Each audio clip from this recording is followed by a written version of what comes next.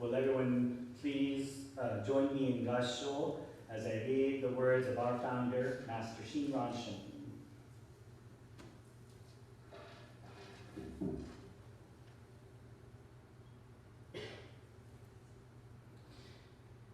Turning toward the dwelling of Master Tan-Luan, the Emperor of Liang, always paid homage to him as a bodhisattva. Bodhi-Ruchi, master of the Tripitaka, gave Tan-Luan the Pure Land teachings, and Tan-Luan, burning his scriptures on immortality, took refuge in the land of bliss. Namo Amida Butsu. Namo Amida Butsu. Namo Amida Butsu. Namo Amida Butsu.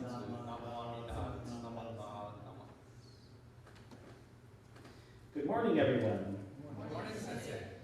Well, if you're wondering where everyone is, you probably saw a good portion of the temple population outside helping with the groundskeeping. And today is our annual temple garden cleanup. And at the same time, we are also having the BWA Bento fundraiser downstairs as well. So two very important aspects of our temple are currently hard at work right now. So I would like to preface my Dharma talk with thanking all those entities and everyone who is currently working hard outside for their hard work and dedication to the temple to ensure that our grounds look really nice and beautiful, and of course to the BWA for what I can bet you can all smell is a delicious lunch brewing downstairs. So today's Gosandai, or quote, comes from the Kyogyo Shinsho, but actually comes from the Shoshinge, which is the chant that we chanted today. And in this chant that Shinran, our founder, wrote, he writes on Master Tan-Luan. Master Tan-Luan is actually depicted here in the scrolls of the 7 Pure Land Masters. He's the one that's actually right directly in the middle there. So he is the master that we are going to be talking about today. So Master Tan-Luan actually has a very interesting story. And one of the really neat stories about Master Tan-Luan is that he was an accomplished monk in China. And one day, he fell deathly ill, like really, really sick. And this put a real big scare into Master Tan-Luan. He was so frightened because he realized with the sickness that happened to him, that occurred to him, he was being confronted with his own mortality, right? One of the base realities, the base truth that Buddhism teaches us, right, is the inevitability that we all will one day pass from this world. Even Shakyamuni Buddha did so as well. The Master Tan-Luan experienced the going on the brink of his mortality, and this put a real big scare into him. So in order to combat this, at first, he tried something. He climbed one of the highest peaks of China to find an ancient Taoist master. Now, this Dharma talk is not meant to put down Taoism or people who practice Taoism. It's a very neat, it's a very unique and very influential religion in China. But Master Tan-Luan went to climb the mountain to find this Taoist teacher, right? Because it was theorized, or the legend was that this Taoist teacher found the secrets of immortality. So the question first I have to ask all of you is, who here, right, has thought or had the desire to live forever? I mean, I think everybody, I mean, well, I don't see any hands, but maybe internally or maybe in your heads you're kind of thinking it, right? I'll admit it, right? I think all of us at one point or another have either gone to a funeral or experienced sickness ourselves, or even has had the unfortunate experience of having to be there when a loved one had passed away at the hospital or in hospice care. And when this happens, I'm certain that there is this base desire within a lot of us to think like, man, I don't want to die, right? I don't want to have to die. I wish I could live forever. So Master Tan-Luan did feel this way. And he actually found this Taoist teacher. And the Taoist teacher taught him all these exercises. And Taoism ancient Taoism in China also dabbled in alchemy, right? So potions and elixirs, right, that were supposedly there to extend your life. So if you, kind of like in Harry Potter and the Sorcerer's Stone, like it develops this elixir of life, and if you keep drinking it, you'll live forever, right? So there are these tales of ancient Taoist immortals who dwell into the mountains. There's actually a picture of an old Chinese man who it was said to have been over 216 years old. Of course, this was disproven later on, but the point is, right, is that those who take part in these practices sincerely believe that, you know, by drinking and doing all of these various exercises, they can actually extend their lives beyond immortality, right? They will not die. So Master Tan-Luan, you know, studied heavily of these arts and these alchemies, and he came off of the mountain thinking that he had mastered or conquered death. And along the way, he met another Buddhist monk, another bodhisattva, we may even say, named Bodhiruchi. So Bodhiruchi was also a very famous monk at the time, and Tan-Luan went to this monk and said, you know, I have found the ways to conquer death. I have found the secrets of life and have been able to learn the ways of immortality. And the legend goes as Bodhiruchi spits on the ground in disgust, going, "Ugh, what kind of a Buddhist monk are you?" And basically tells him that, you know, this comes from your fear of death, right? And, you know, you are as accomplished of a monk as you are. You should not have succumbed to this, you know, particular type of fear. And you sought these teachings to, you know, try to escape the inevitable, right? But Bodhiruchi says, I will actually teach you the true way to escape, like, you know, the cycle of birth and death, which is the way of the Pure Land, which is Amida Buddha's wisdom and compassion. Now, don't misunderstand me, right? When I talk about this, I'm not saying that, oh, you know, you say Namo Amida Butsu, you're going to live forever, right? You know, I will never say that. You will never hear me say that. Nothing on this earth or, you know, in our physical capability will stop the inevitable from happening.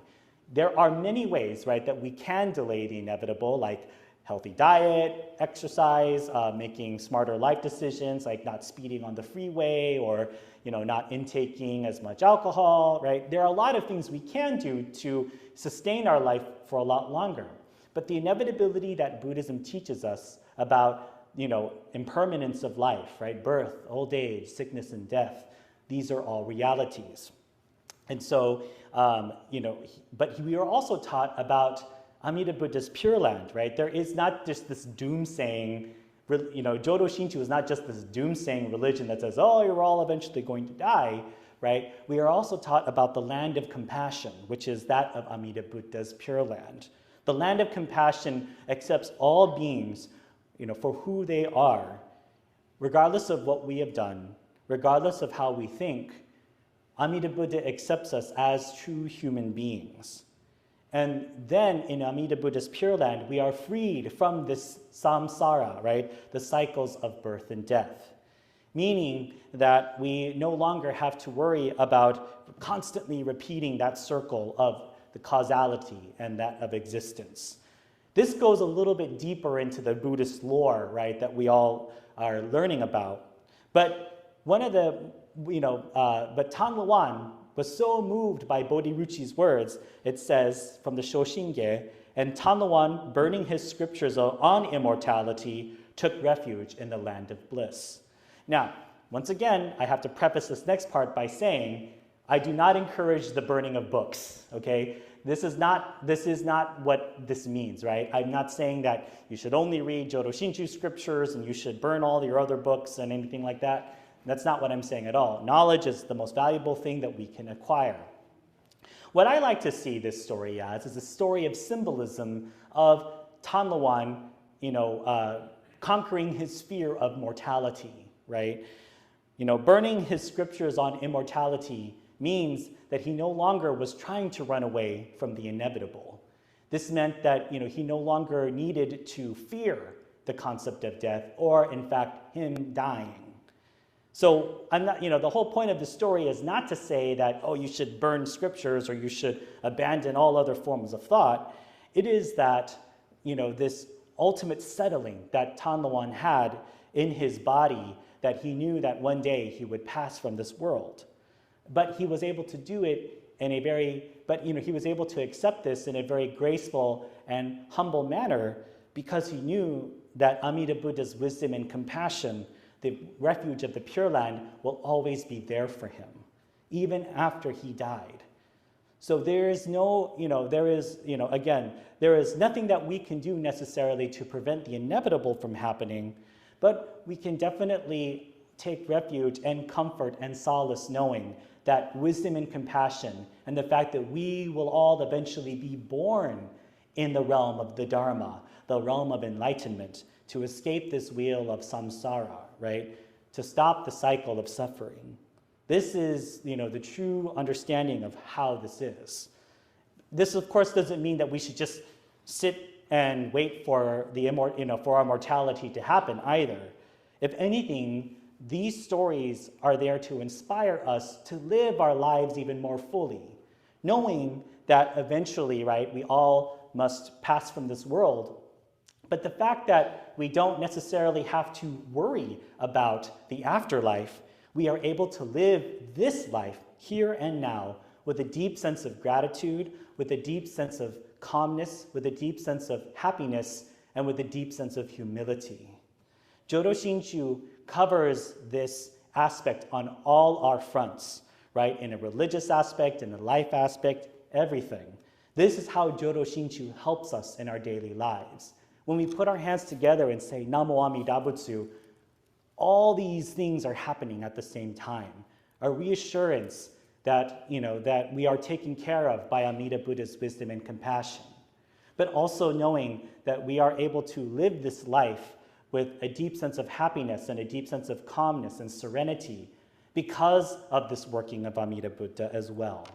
And us saying Namo Amida Butsu is acknowledging that particular, what we call tariki or other power in this working. So I wanted to chant the Shoshinge and read an excerpt from the Shoshinge today for my Dharma talk, also because we have some wonderful news to share, and forgive me, Kate, for mentioning this out loud, but our very own Kate Inge of Tacoma Buddhist Temple will be representing this temple and, of course, the Northwest District, as well as the entire Buddhist Churches of America for the newly revamped Youth Buddhist Exchange Program that our head temple, Nishi Honganji, that has renewed since the pandemic. Of course, when the pandemic happened, they had to stop all exchange activities. But now, our very own Kate Inge will be able to make a pilgrimage back to our head temple in Kyoto, Japan, to visit Nishi Honganji, and in a sense, to drink the well, from the well of, all the teachings and of course, the temples where it all can, you can say this started. So I hope that, today's Dharma talk wasn't too heady, but at the same time, it's important to, every once in a while, review the teachings that Master Shinran wrote down for our benefit. It's important that we realize where a lot of these teachings and scriptures come from. This one segment from the Shoshinge depicts how much Master Tan-Luan took refuge in the Pure Land path, and it stemmed from his fear of mortality. So with this in mind, I encourage all of you, as we are already in the middle of the year of 2024, happy June, by the way, and happy Pride, we are here to, once again, renew our sense of appreciation and dedication to the Nembutsu teachings. And of course, to live this life to its fullest with a deep sense of gratitude and humility. And of course, our indebtedness to Amida Buddha's wisdom and compassion. Please join me in Gassho as I once again read the words of our founder, Master Shinran Shonin. Turning toward the dwelling of Master Tan-Luan, the Emperor of Liang, always paid homage to him as a bodhisattva. Bodhiruchi, master of the Tripitaka, gave Tan-Luan the Pure Land teachings, And Tan-Luan, burning his scriptures on immortality, took refuge in the land of bliss. Namo Amida Butsu. Namo Amida Butsu. Namo Amida Butsu. Namanda, Namanda, Namanda.